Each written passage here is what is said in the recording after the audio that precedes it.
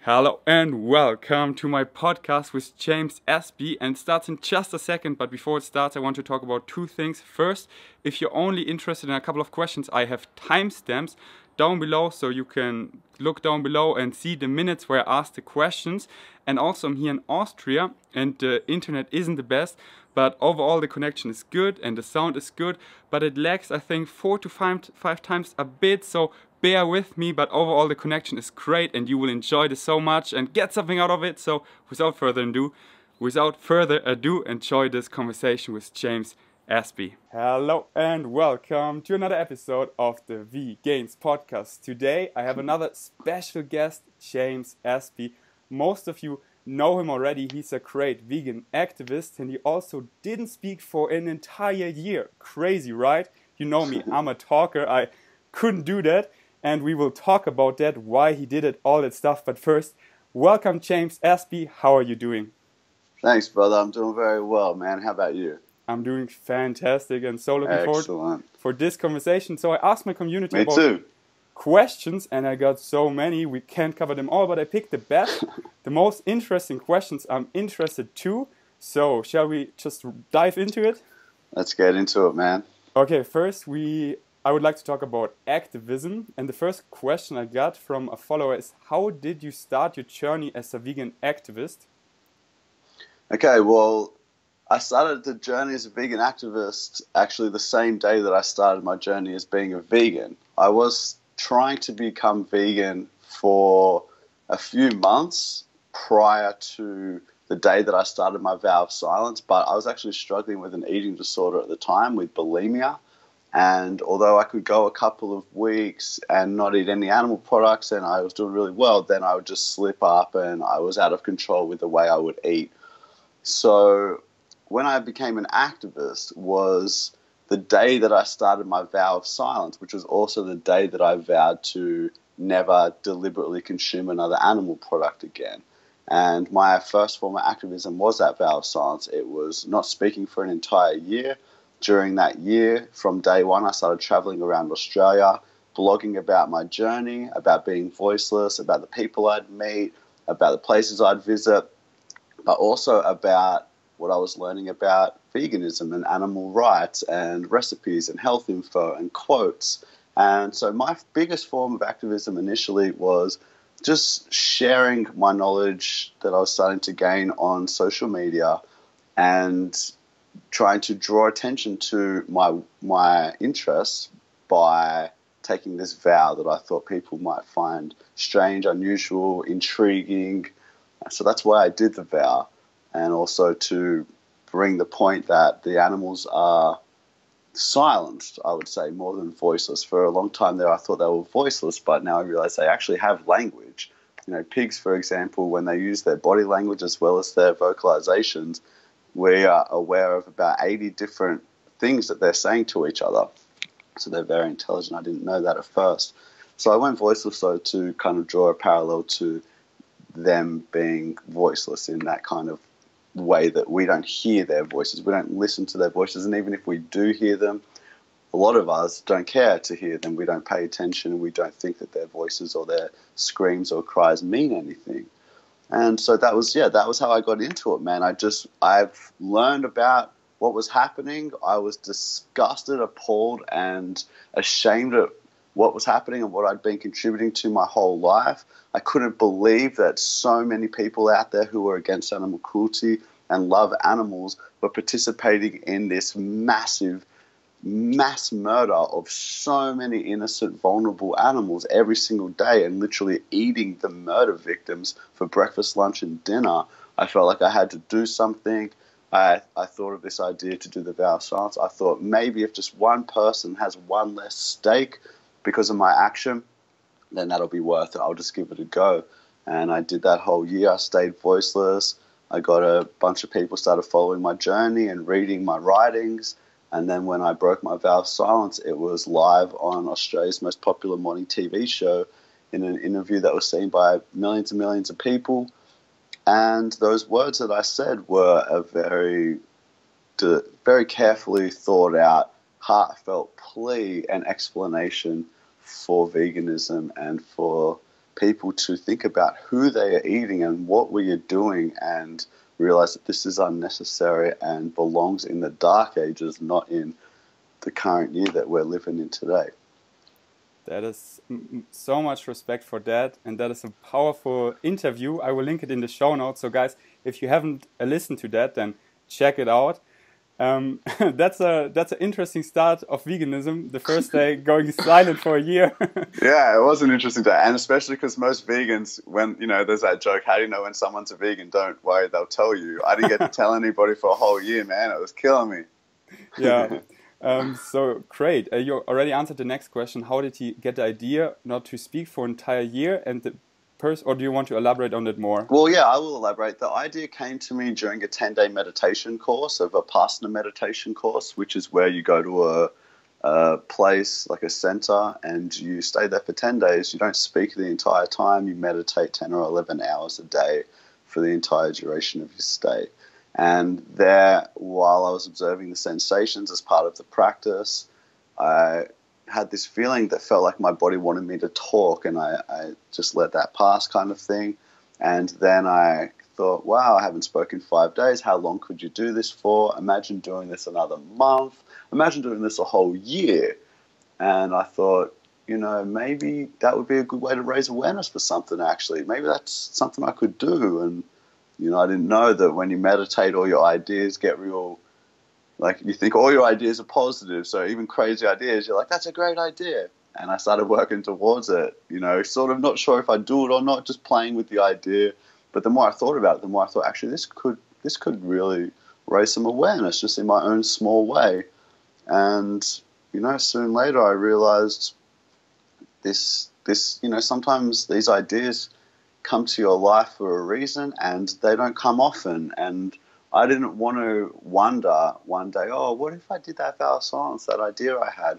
I wanted to just go for it and give it a good crack and see if I could do it and see if it would help. And turns out that it was probably, it reached tens of millions of people with a vegan message and inspired a lot of people to change and got me started on the rest of, the next chapters of my journey too. So I'm really glad I went through with that idea, even though everybody told me not to. There was just something intuitively in me saying, just why not? You only live once, just go for it.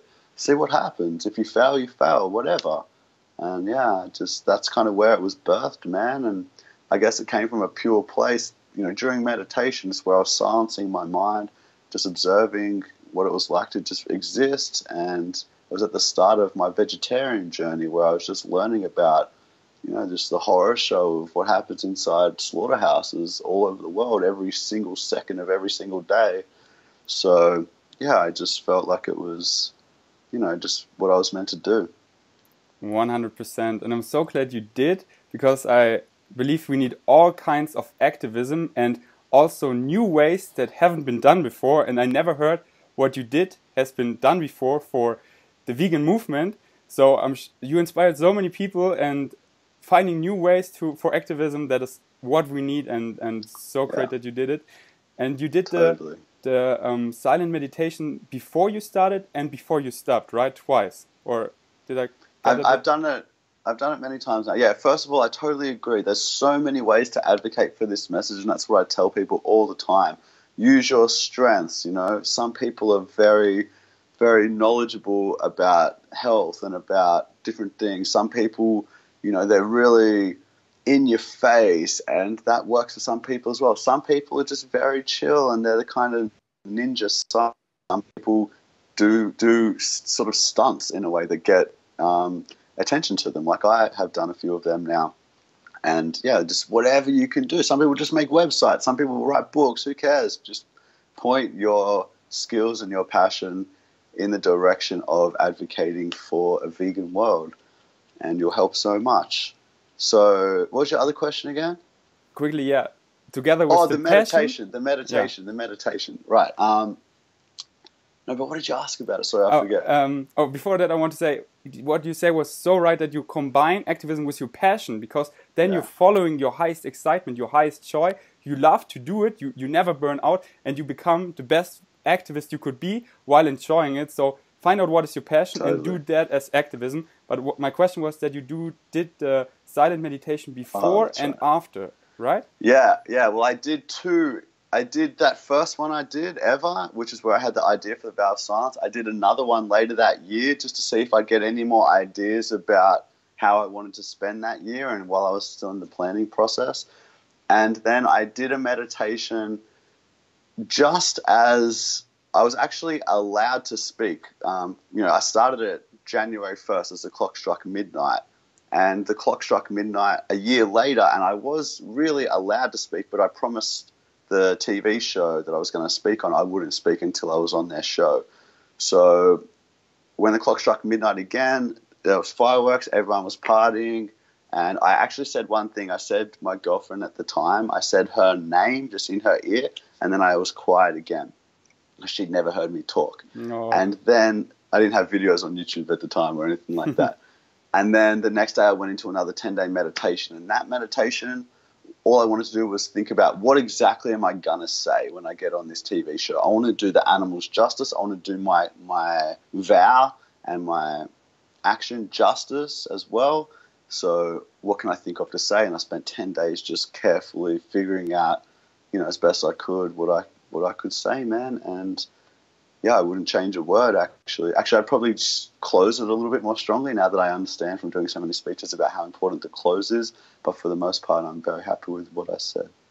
And then since then, man, I've done 8 of those 10-day meditation courses. And honestly, wow. I actually put it like this with veganism, on the same level, because veganism helps them. It liberates animals from their cycle of forced breeding and a life of misery and a brutal end to their life, a brutal murder to the end of their life. So veganism liberates them, and it's so important.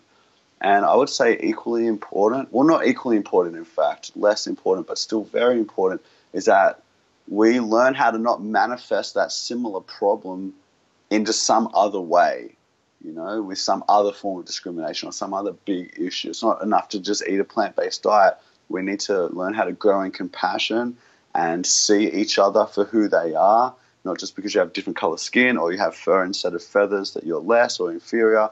We need to just eradicate that. And one of the best ways I know how is to meditate and practice these different techniques of meditation, because it helps you grow in compassion. It helps you become a more compassionate person. It helps you strip some of those labels and, be more aware of the ego we all have. So I've done it 8 times now, and I think it's really helped me. I think one of the things people appreciate about my activism is that I stay very calm and respectful, and I really hold a lot of that to the lot of meditation that I practice. So it's helped me in a huge way be a better activist and grow in compassion. And I think that, just like the veganism liberates the animals, the Vipassana meditation can help us liberate ourselves from the suffering we create for ourselves. Well said. Someone asked, what problems did he have during this time? Well, it was always a problem to communicate, and because I was still, I was sort of mouthing words so people could lip read without saying noise, or I was writing things down, or I was using body language, basically like a year-long game of charades. And the problems, man, I guess the biggest problem was just when I really wanted to discuss the importance of the issue I was taking the vow for. When I wanted to discuss that with somebody, it was more challenging than usual. But on the other hand, on the flip side of that, is every single person that came in contact with me during that year, they wanted to know, why are you voiceless, man? Why aren't you speaking? And I got an opportunity to discuss, whether writing it down or giving them some literature or DVDs or mouthing the words or whatever. I've gone voiceless because the animals are voiceless. Do you know that we can live and thrive on a plant-based diet? Do you know houses? Do you know we can get all the essential nutrients we need through a plant-based diet, including protein and iron and calcium and all these things? And so, yeah, it was a massive struggle. It was also really hard to just sort of feel more silenced. You know, I didn't communicate anywhere near as much as I usually would in a way.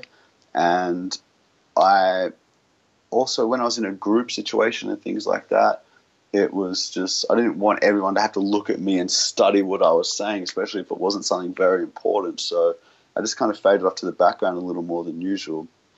But the probably worst things that happened were, you know, like I visited a lot of factory farms in the, you know, under the cover of the night kind of thing with crews to do liberations and collect footage and things like that during that year. And it was definitely a detriment to the crew because you want to be able to communicate, especially if things happen or whatever. So, you know, it was a little bit of a safety issue. Nothing happened, but it just was, there was some issues that could have happened, definitely. And also another time was when I was in Bali.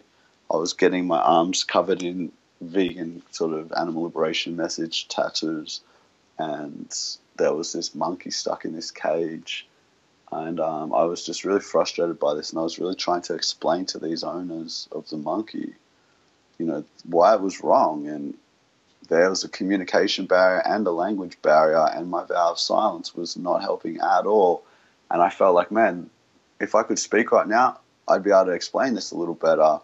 And ironically, because I've taken this vow of silence for the animals, I'm not able to really help this animal potentially as much as I could. And you know, it wasn't always perfect, but I still just stuck to the vow. And then it actually got really good because after 3 months, I was already over it. I was like, oh my God, what have I got myself in for? By 6 months, I couldn't believe I was only halfway. And then in the last couple of months there, I ended up cycling across Australia from Darwin to Sydney. And that's about 5,000 kilometres. And then I was by myself. And I didn't have to talk to anybody, and that's when I just got time to really think and learn, and yeah, so you know, there's a lot of ups and downs through the whole thing, but for the most part, the vow wasn't as hard as I thought. It was just more the duration of time that really kind of started to drag on. Yeah, I think the key is to put yourself in the right environments where you have people that understand what you're doing, where you don't have to talk so much and stuff. And but I can think of so many problems doing that. So yeah, especially now that I do social media and podcasts, that is basically impossible to not talk. But yeah, that would be a boring podcast. Yeah, for sure. But great how you handled all these situations and made the best out of it. And that is, I think, a big part that you made you so successful in the end. So all the time you maybe couldn't have that monkey as well, but at the end it turned out tenfold because now you got so much attention. Now that is a great point that attracts so many people to you, starting to listen to you, and yeah great. Yeah, and there was always going to be certain sacrifices that had to be made. That, you know, when you take a vow of silence, you can't plan for everything. But since then, I have gone back to Bali, and I've worked with, you know, different organizations there, and also gone inside some slaughterhouses and collected footage, and I'll be doing that again soon. So although I wasn't able to help that monkey as much as I would have liked to, even if I had a voice, I don't know what really I could have done. I might have bought the monkey, they replaced it with a new monkey. You know, there was really no great outcome probably, even if I was able to speak.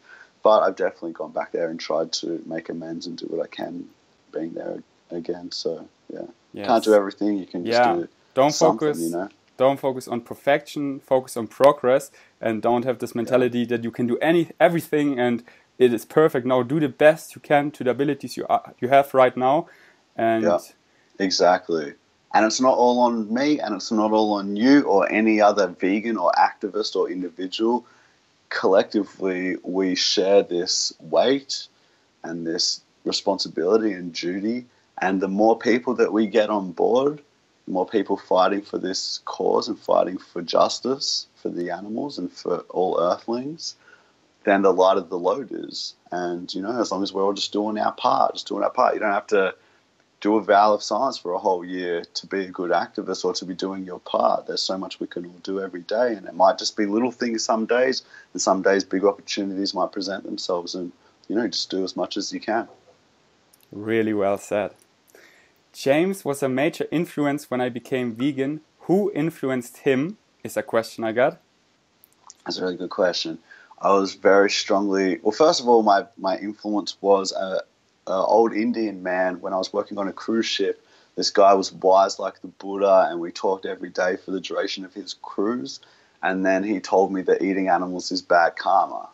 And that got me started thinking about it, you know. I was like, what? But we have to eat animals to be healthy. And then he'd been vegetarian for 20 years, and I learned that...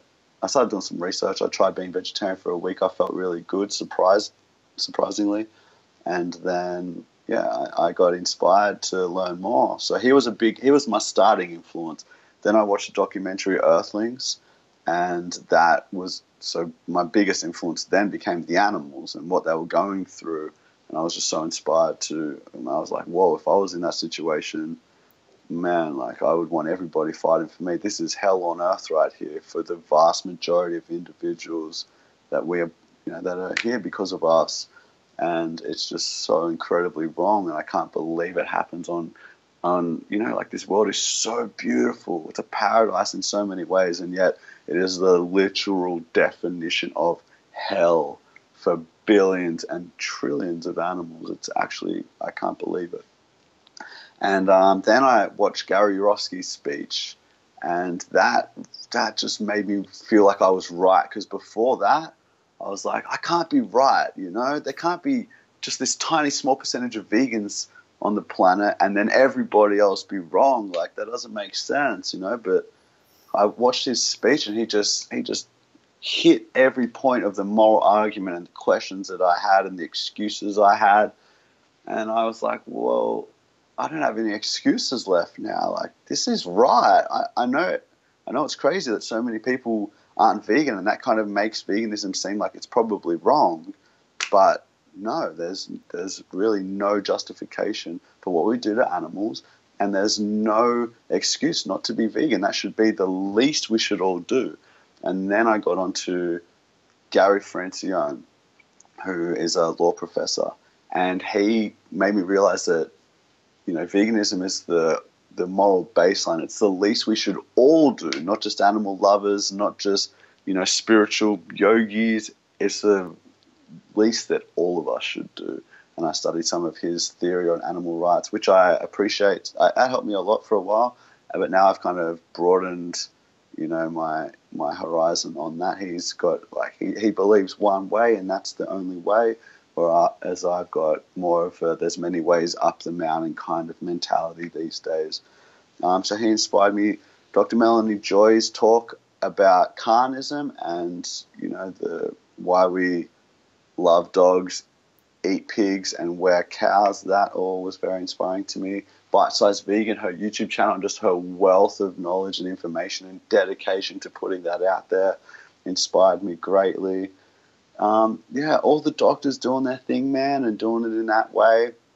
Seeing so many activists, just who have come before me and who have put their lives on the line and their safety and just really force this message, into the minds of people. There's so many actually, man. But they were my initial motivations and inspirations. And I can really relate to that. I was influenced by most of them as well. And I encourage everyone to check out a couple of those, because most of that is for free on YouTube. And just listen to the great speech ever, is it called, from Gary Yourofsky. Yeah. That is how I turned my girlfriend vegan. I just showed it to her. She cried and it made sense to her, and she got on her own journey. I'm always looking for the spark in people, that people go on their own journey, because going vegan or plant-based, it's a no-brainer, because it's the biggest win-win-win concept I've ever encountered. Better for your health, the environment, and the animals, with no downside. So that is, you just have to find the spark in people, that they go on their own journey informing themselves, and then it's a no-brainer that they will stick to a plant-based diet. Many people wrote me, they wanted to debunk what I'm saying, and on the journey trying to debunk me, they turned vegan because they educated themselves about that, and well, that makes sense. So that's what I did too. I was looking for a real know, I was hoping I could find a reason not to be vegan or vegetarian anymore. I thought, I don't want to go my whole life without eating meat, do I? And upon more research, I realized, I do actually. I never want to eat it again. Yeah. And, you know, And there was just no reason. You're also so supported that you find out that you are actually healthier, that you miss nothing, and that you do so less harm, not only for the animals, but also for the environment. Once I saw Cowspiracy, I was sold to be an activist for my life because I had no clue how many resources go into this destructive system called animal agriculture, and it blew me away. I had no clue, and then I was at a point, I will dedicate my entire life getting rid of animal agriculture because there's no other issue that is equally as important that we're facing right now. No other startup, no other thing I could develop or do, because this is eating up so many resources that we're getting to a point where there is no recover. So I focused my attention on that, and yeah. Anyways, I'm ranting here. It's not even that though. It's that, and it's so much more. It's like, yeah, it eats up so many resources and causes so much pollution and environmental destruction. But there's also no other way that you could save so many lives and reduce so much suffering and increase peace and increase equality and reduce discrimination. You know, and another huge thing that I love about advocating for veganism, and why I think we should all do it, is that it doesn't take any extra time out of your day, first of all, to become a vegan. And this isn't things happening because of somebody else, because of a government or in another part of the world. It happens because of individuals like us, because of every single consumer who is making a purchase today. Are you purchasing products made from violence and oppression and torture and confinement and killing? Or are you purchasing foods of kindness and respect and compassion and peace and justice? Non-vegan foods or vegan foods, non-vegan clothing or vegan clothing, non-vegan products or vegan products. You know, it's because of us, man, and that's what I think is so cool about it. It's like all we need to do is just our own little bit. We just go to the supermarket and we just choose the almond milk or the rice or soy or coconut or hemp milk instead of the cow's milk. You know, it's such easy little swaps that we make. Being vegan, man, now it's so easy. I don't have to think about it at all. You know, there's nothing to it. Once you've just done that little bit of homework, so you understand what it actually is that you have to do. It's really nothing. So many people are doing it. If it was really, really hard, people wouldn't be doing it. If it was unenjoyable, people wouldn't be doing it. If the food wasn't good, people wouldn't be doing it. It's none of those things. And yeah, that's what's so cool about it, is that we're not just talking about this thing and just saying, oh, there's this really massive issue happening, so many issues happening because of animal agriculture. It's like, yeah, there's this massive, massive issue, the most destructive, violent force on the planet by far, with causing the most deaths and the most suffering by far. And here's the solution, and it's easy. You can do it. Everybody needs to do it. The solution is just that we all get together and make these swaps, and boom, job, like a massive part of the job is done.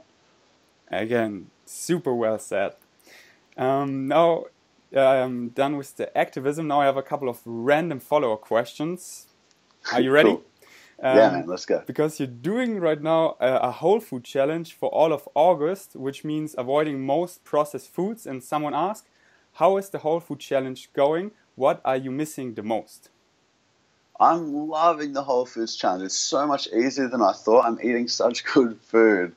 So what am I missing? Honestly, I don't feel like I've missed anything. I've been eating delicious smoothie bowls. I've been having sushi with quinoa or brown rice and avocado. I have been allowing myself to have tofu and tempeh a little bit, but I think tempeh's, I don't know how processed tempeh is, maybe a little bit. Tofu and tempeh is really clean. Tofu, there's no oil, nothing added mostly, and tempeh, it's just fermented, not only from soybeans, but all kinds of beans, but mostly soybeans. And tempeh is often even healthier because it's fermented if you eat it raw. So it's a whole food for me. So yeah, cool. 100%. So personally, I'm not really missing anything. This is how I enjoy eating. I actually enjoyed eating the Whole Foods diet. But my girlfriend, Kylie, she loves eating desserts and she loves eating just processed food. She gets so excited when we're at a new part of the world or a new restaurant. She's like, oh, I want to try this donut. Oh, I want to try that. She's just excited about all the vegan food. And I just end up going, oh, okay, I'll try some with you. And that's actually not how I like to eat, but it's a bit hard when someone's there with you, always kind of wanting to eat like that. And she just got into, a bit of a bad habit that she wanted to break as well. So we just both thought, oh, a good way to do it would be to let's just dedicate to eating only whole foods for the entire month of August. But I think it's something that we both kind of came to agreement that a good way to do it would be to eat whole foods, let's say for about 2 weeks. And then if we want to just go out and have a big pizza and ice cream or something like that afterwards, then, maybe every 2 weeks, I'd feel fine with that, instead of every second day kind of thing. So, but I'm really shocked. I don't miss anything. I feel so good, and I feel so good after my meals, and there's just so much enjoyable food that, I guess all I would say that I miss is, maybe I used to enjoy eating bread and a little bit, but no, I don't even miss it. It's been so enjoyable to eat the foods that make me feel good that I really don't miss anything. Yeah, that's also why I stick mostly to whole food plant-based, because you just have to learn how to make delicious meals out of it, and then it just tastes amazing. But the good thing, you feel so great afterwards. It gives me so much energy for my workouts, and I feel so great. It's like yoga. You might not want to go to yoga, but after Shavasana you feel amazing and you want to reproduce that feeling. That's why I keep eating healthy meals, because I want to have that feeling over and over. And the key is just learning how to make delicious meals out of whole foods, and that is really no rocket science. You just need a couple recipes and stuff. Great. Yeah, exactly. It's so easy, man. We've been looking at the Forks Over Knives app, and we've just been eating just the foods that we love. So it's been a challenge. I thought, this is going to be a challenge. I especially thought for Carly it would be a challenge, but we both enjoyed it so much that it's really motivated us to just keep eating this way. There's no need to eat those other foods when we're already enjoying the food that makes us feel good so much. Yeah. And for the animals, they don't care if you eat healthy or unhealthy vegan food. They just care that you don't eat them. But for your health, the health purpose, that you feel great, then I would eat this 80-20 rule, 80% whole foods and 20% vegan chunk or what you want. But if you eat the most amount of your daily calories coming from whole plant foods, you're just going to feel amazing. You get everything you need. And that's because we need, as you wrote in your caption, healthy examples. That's why I wanted to build muscles, because I preach that, but I want to walk the walk as well, to show people. And if I look healthy, if I look muscular, I know I'm a better activist, because it is so on the surface, so many things. And anyways. I totally agree, man, because so many people, they go, oh, you're vegan, and first thing they do is look at your body. Are you the stereotype? Are you weak, scrawny, and sickly looking?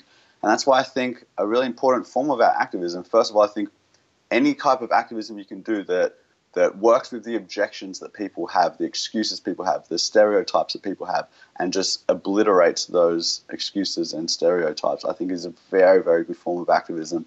That's why having a healthy, strong-looking body really helps sell veganism to people, because they go, whoa, you look good, you're a vegan, maybe I could look like that, which is important for me. And it is important for a lot of people to look healthy, to look fit. That's what so many people want. And so it's a really good form of activism to be taking care of yourself and your health, for sure. Yeah.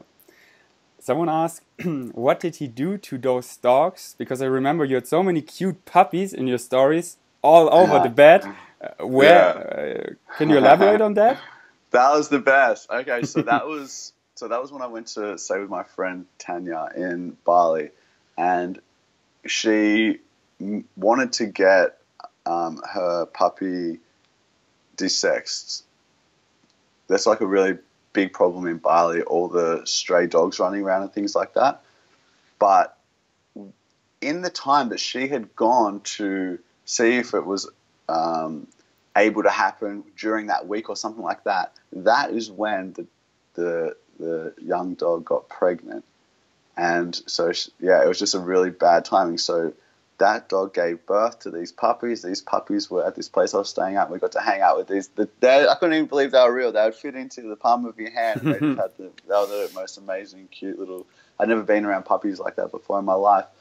and they all got adopted out, and they all have really good now, and they're living and chilling and enjoying themselves, and yeah, they're all happy, man. So it's really good to see.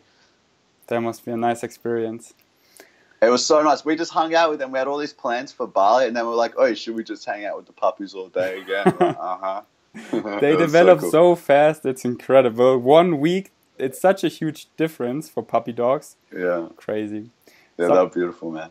Someone asked, how do you deal with family and friends who don't want to support what you're doing? Yeah, that can be tough.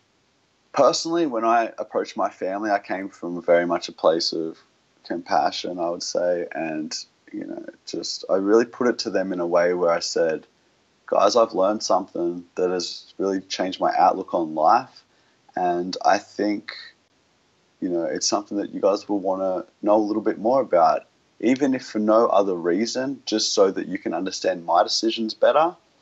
But there's something that I've been doing that has been really, really bad, and a lot of people do it and don't realize, and you guys actually do it and don't realize, and I think you'd really appreciate learning a bit more about it. So I've got this documentary. I'd love it if you guys would watch it with me. It's called Earthlings. It's not an easy watch, but it's a really important watch. And you guys raised me to be compassionate. I want to show you how we can all be a little bit more compassionate. And they were like, nah, we don't want to watch it. We don't want to watch animal cruelty. And I said, listen, if you don't want to even watch it, if you aren't even willing to see what they go through for you and have been going through for you for decades now, if you can't even watch it, I don't think that's cool. I don't think that's good enough. But you do whatever, but I'm just telling you, you should at least, if you're happy to pay for it to happen, you should at least be forced to watch it once in your life. 2 hours of your life, not even 2 hours of your life, you should bear witness to what is being done. And make it clear that it is important for you, because my friend, he had the same experience. Her parents were, no, we don't want to watch it. He said, please do it for me. I want for birthday nothing. I wanted you watch it with me. And now they're mostly plant-based as well, because they saw, that is that important to him. It's not like a trend, a phase. They sat down, they watched it, they weren't on their phone or anything, and they saw how important this issue was, informed themselves more and more, and now eat mostly plant-based. So make it clear that it is important for you. But continue, absolutely. I interrupted you. Sorry. Great tip. No, that's a really great tip, man. Absolutely. And eventually, they're like, okay, fine, we'll watch it. And they watched it, and they said, well, that's really sad, but we're not going to change. I said, okay, well, I don't, what can I do? I can't force people to change. All I can do is share the information that inspired me to change. And then the next day, Mom went to McDonald's and got a Big Mac burger, and then she went vegetarian straight after that. And then my dad followed suit in the coming couple of weeks. He started just putting lentils in his shepherd's pie or his spaghetti bolognese and drinking soy milk, and he was loving it. He was like, oh, this is actually really good. And I said, yeah, man, the food's good. And then soon later, when I went vegan, my mum went vegan, and now she's an activist. She goes to different events and things all the time. And my dad was still eating backyard eggs. And then one day when I explained that it still causes harm to take these eggs because it prompts the chicken's bodies to lay more eggs, and that causes extra stress that doesn't need to happen to them. After I kind of explained the argument there, and that's all that he had left in the diet, some backyard eggs, he was like, you know what? Okay, I don't need to eat eggs anymore either. I'll just eat other things. And yeah, he went vegan as well. They lost a lot of weight, and my mum always had just different health problems like high blood pressure and things like that, and all that is definitely moving in the right direction. Less medication, less health problems. So really exciting to see. Really good gift to be able to share with them. But in terms of other people, that's not always going to happen. I got lucky. I approached it right from this day one. Sometimes you've already kind of burned a few bridges and this and that. But just remember that you are right. You are in the right. You are fighting for justice for animals. You're fighting to end violence and suffering. You are right. So never let them make you feel like you're wrong. If they don't get it, they don't get it. But, you didn't get it once either, and neither did I. I think it's really important that we're patient with people, that we're understanding that they've been born into a system of conditioning that has taught them that eating animals is natural and normal and necessary. And just to, it's like brainwashing.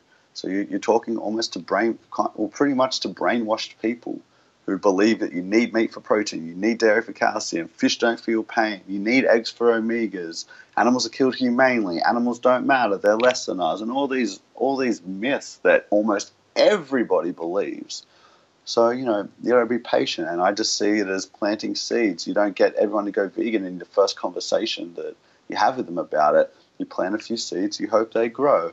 You plant a few more, and over time they start sprouting. The more they think about them, or a specific thing resonates more with somebody than something else. You just keep finding the things, and a really good way to do it is to find out what it is that they're objecting to. Why do they think they couldn't do it? And then work specifically with that, and then find the next objection and the next.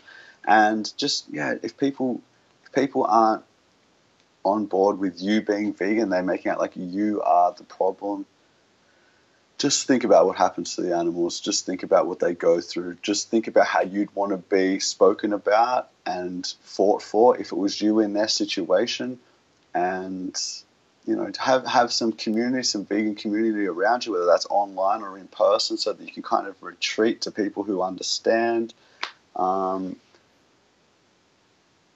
just don't take it personally, because it's not. Often it's really just their own stuff. It's their own defense mechanisms. It's their own feelings of guilt, of confusion. Just know that you're doing the right thing. And first they laugh at you. Now, what is it? First they ignore you, then they laugh at you, then they fight you, and then you win. That's a Gandhi quote. So if they're really fighting you about it, cool, they're almost there. So get excited. Super well said. Nice. Next random follow-up question is he planning to have kids in the future with Carly? I think they would be incredible parents. Thanks. That's really nice of somebody to say. Yeah, we would love to, man. I actually never really wanted kids before. I always thought that kids would distract me from being an activist. And it was just something that I was willing to kind of sacrifice. Not that I was ever that keen, but I guess my initial thoughts on it since becoming vegan were that, no, I don't want any distractions. Like, the animals need people really, really dedicated to this. Being with Carly, who's also a very passionate vegan activist, I realized that, first of all, that I love this person so much, and I would love, she really wants a kid, I would love to give that to her. I think as well that we would be good parents, and I'd love to raise another little vegan activist or whatever, whoever they become, but, just to try to instill the ethic of compassion to all beings and different things like that to this little human. But also, so there's all those reasons why it would be great to be a dad and extend your love to someone else and things like that.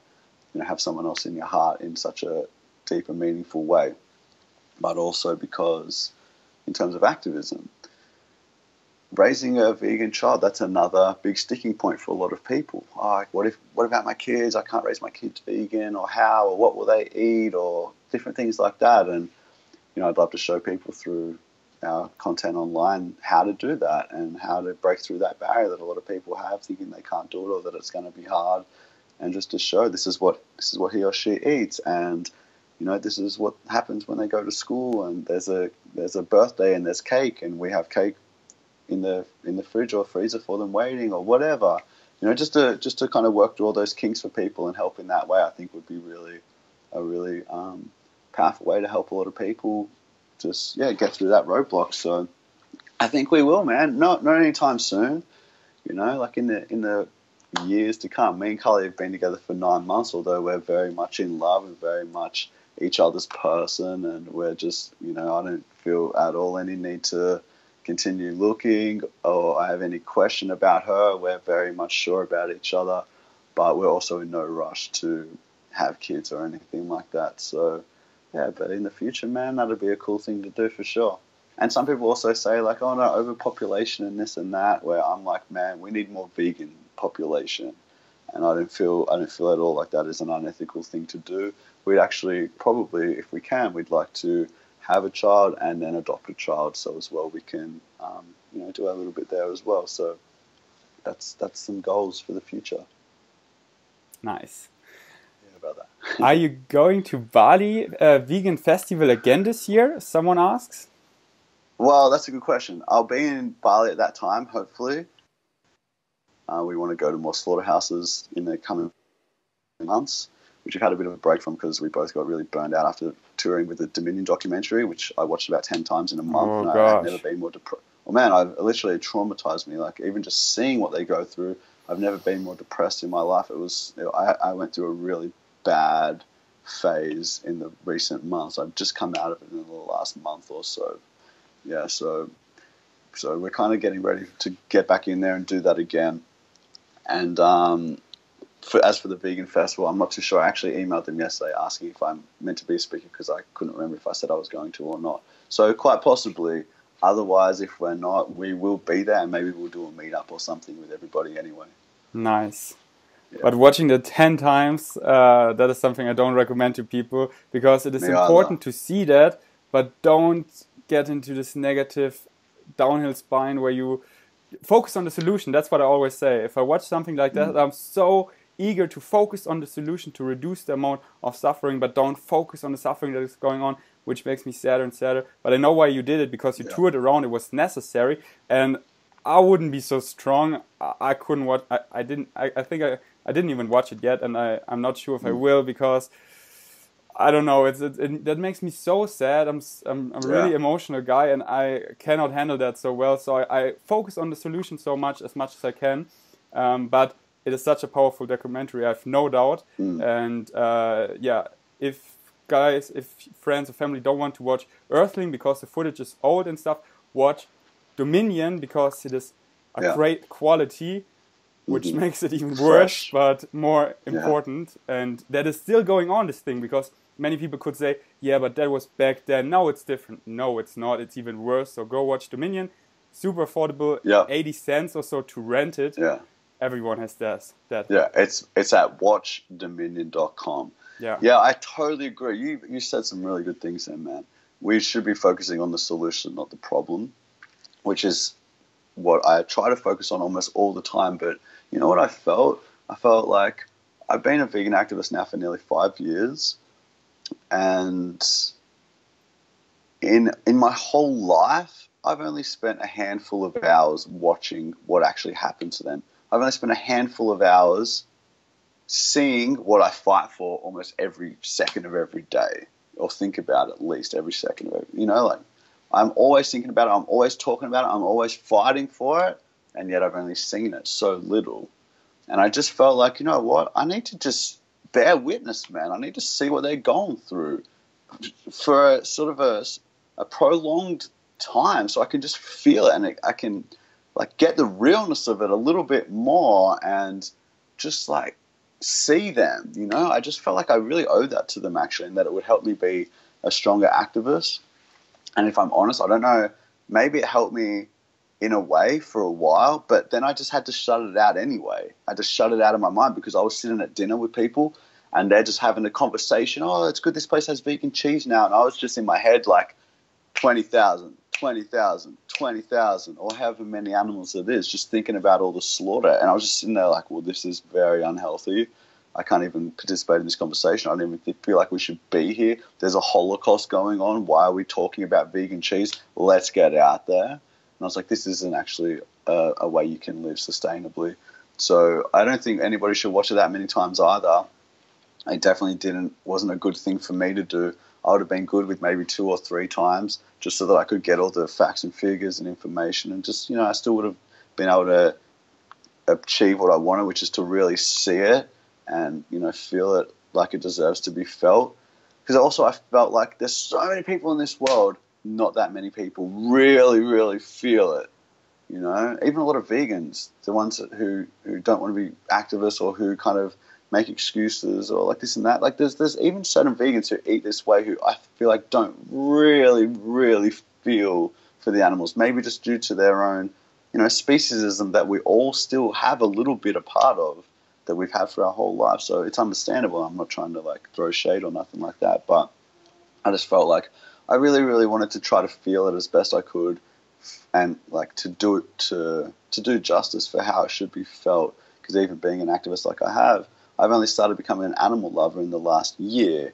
You know, even when I was a vegan for the first year of that, I didn't really care for animals anywhere near how I do now. It was just a matter of justice. And I think just seeing the good side of things at sanctuaries and being around them more, and then seeing more things at slaughterhouses and in documentaries like Dominion, it's all just formed this bigger picture for me. And, you know, I just feel like now I feel still nowhere near the way that you should. Because if you actually felt, you know, what was really happening, like we're talking about 8 billion murders every day, if you really could actually feel how you should feel because of that, then you'd be on the floor with a broken heart and you'd never get up again. So I don't know how our body works and what it does to, you know, in terms of being empathetic to a point and this and that, but I definitely do think that it helped me, it just helped put it really strongly on my radar, you know, remind me what's going on, which I needed to see. And yeah, man, just gives you that fuel for the fire. But it definitely came at a toll. For about 4 months, I was not okay. I'm just getting good again now. So yeah, it's all about balance too. Yeah, because many people say, yeah, I know what's going on, but do you? That's why I recommend watch at least one of those graphic documentaries to know what is going on and not just read about the figures and stuff. You cannot relate. You need to see it at least once. Totally. And you motivated me because the last thing that I have watched graphically is a while ago. So I will watch Dominion because I need a reminder, but I will gather some meat eaters that it's even more worth it and watch it with those together. There you go. That's how you do it, man. That's how you do it. Anytime there's a screening on or something like this, don't just get it full of vegans. Every vegan should bring at least one person who will benefit from watching it and help inspire them to make the change. It's a great idea, bro. Do you ever think you will ever retire from vegan activism? I highly doubt it.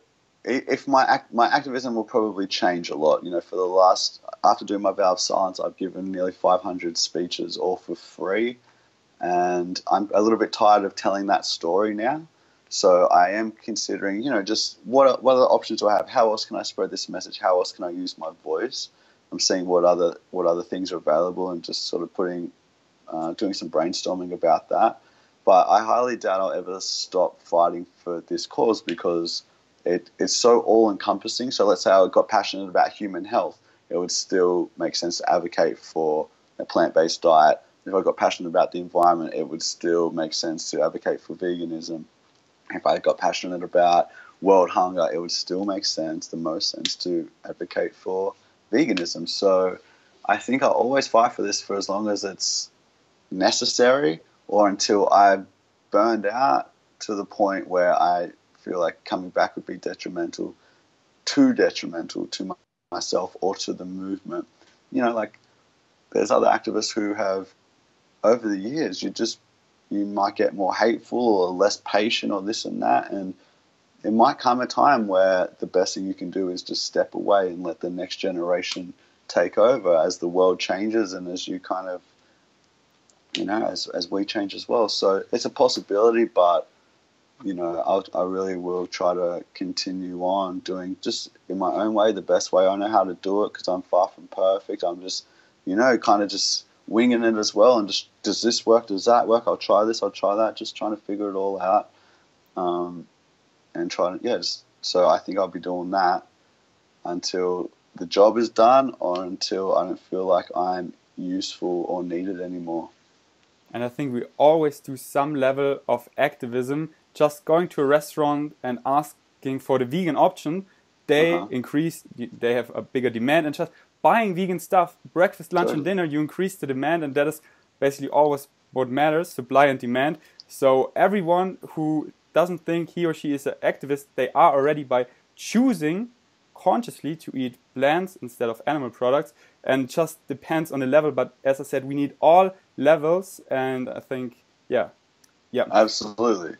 Yeah, it doesn't mean you have to be on the front lines for the rest of your life at slaughterhouses. It might just be that you know, after a while you've done that for so long, okay, maybe you just start wearing your vegan shirt when you train at the gym and have conversations with the people, you know, the members of the gym or whatever. And you never who know. knows, They man. might reach a couple friends, and some of them reaches 11 million, as you once said. You never Yeah. know whom you talk to. Every That's little right. step is the bigger picture. It's great. So Totally. That's just such an important point, man. Like, you know, people think, oh, I don't have this big following. I don't have 1 million followers or 100,000 followers or even 10. It's like, who cares? Maybe you've got 200, or maybe you just spoke to somebody today. You know, the guy who inspired me, the first guy who inspired me that says eating animals is bad karma, he didn't do that on social media. He didn't have a YouTube or a Facebook. He just said that to me, man. And, you know, some of my videos have reached tens of millions of people. So you never know who you're talking to. And it's so important that you say it, because this perspective is so different to the norm. Most people, a lot of people have never even spoke to a vegan, never even heard their side of the story. And all you have to do is just say, this is why I went vegan. This is what I started realizing and learning. And I made this connection that if I love dogs, why am I eating pigs? You know, I love my dog. She's like my family. So what's the difference between her and the pigs that I pay people to stab in the throat or push into gas chambers? And, you know, like, you're just explaining your own journey goes such a long way for people and plants a lot of seeds. And, yeah, and you never know who that person is or what they'll do and who they'll inspire. And it doesn't matter if they don't inspire any. Like, the point is that you are just continuously trying to advocate for this and just get this into the consciousness of all the people around us. yes. We're unfortunately already coming to the end, and I have 3 questions I ask all my podcast guests at the end. Are you ready? Let's go, man. Cool. What scares you? That's a good question.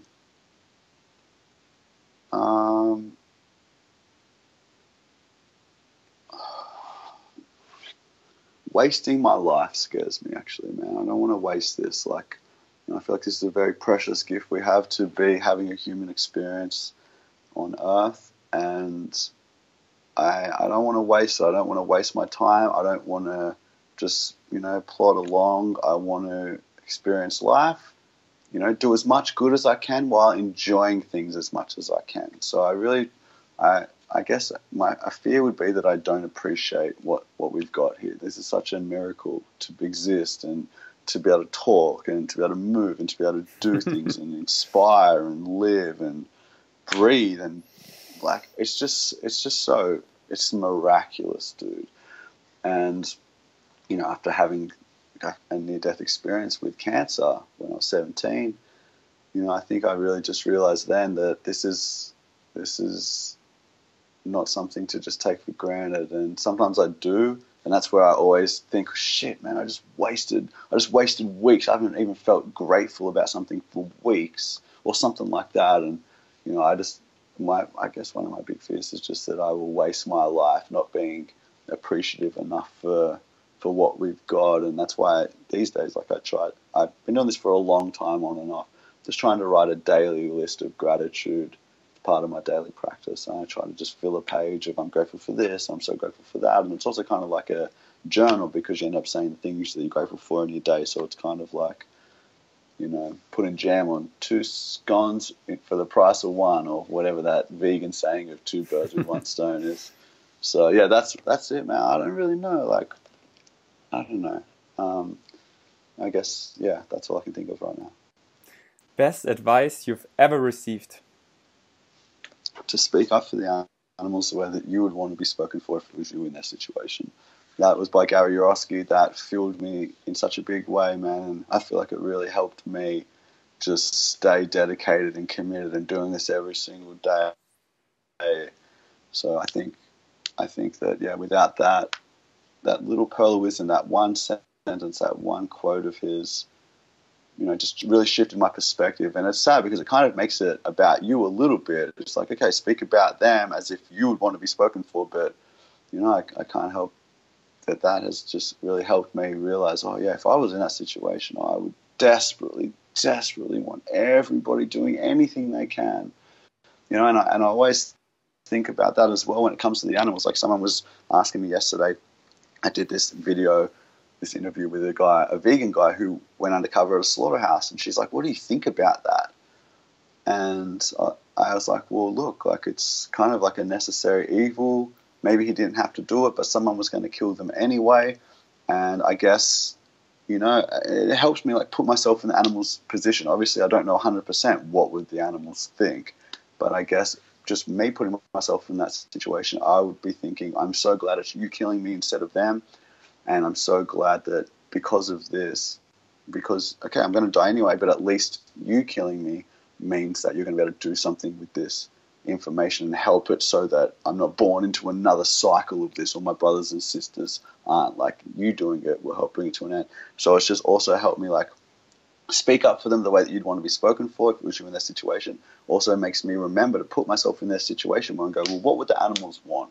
Would they want us all boycotting the Impossible Burger because they tested on 18 rats? Or now that that's done and the damage is done, would they want us to continue the boycott? Or would they want us to say, okay, that was potentially a necessary evil, but this burger that tastes just like meat could potentially save the lives of billions of animals?